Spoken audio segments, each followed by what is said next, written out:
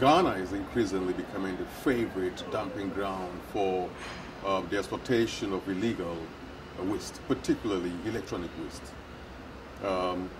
Every single month, you have between 600 to 800 container loads of electronic waste from the developed countries to Ghana. And here I'm talking about the Netherlands, the UK, Spain, Norway, France. I mean, you name it, the United States. I mean, all these countries are sending their electronic waste to Ghana.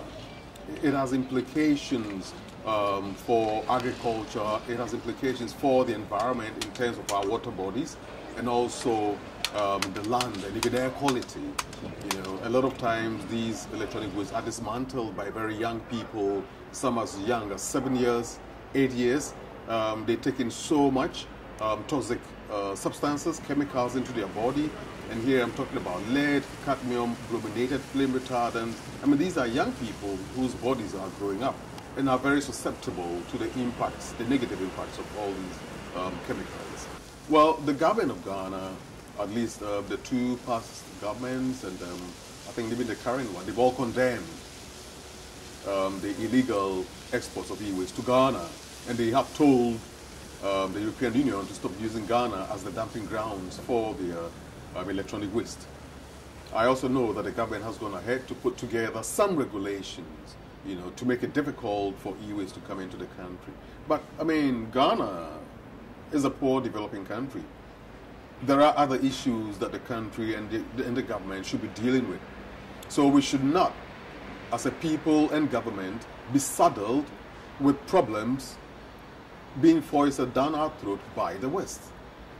The developed countries, the West, should be able to deal with their own problems. They should be able to recycle and properly dispose of electronic waste in Europe and not send it to Ghana to be disposed of or recycled. It is illegal, it is immoral, and it has to stop. It's not just the heavy metals that are flushed into the oceans, but we are talking about e-waste plastics as well. We are in an era where we are talking about microplastics, and it is sad to learn that microplastics have been found in the lungs and in the blood of humans. And yet there is so much e-waste coming to Ghana, a poor developing country, that does not have the appropriate facilities to recycle these things. Obviously, once they are entering the sea and they are entering the fisheries are getting contaminated. It means that humans in Ghana who consume the fisheries or the fish are also getting contaminated. Of course, we are taking in so much heavy metals from the fish and microplastics from the sea into our bodies. Apart from the Basel Convention, there are other EU regulations, national regulations as well, that prevent the export of e-waste to developing countries. But there's a need for tougher regulations because it looks as if these EU regulations, existing or current EU regulations, are not working. There's a need for tougher regulations, more stringent measures to prevent the illegal exports of e-waste.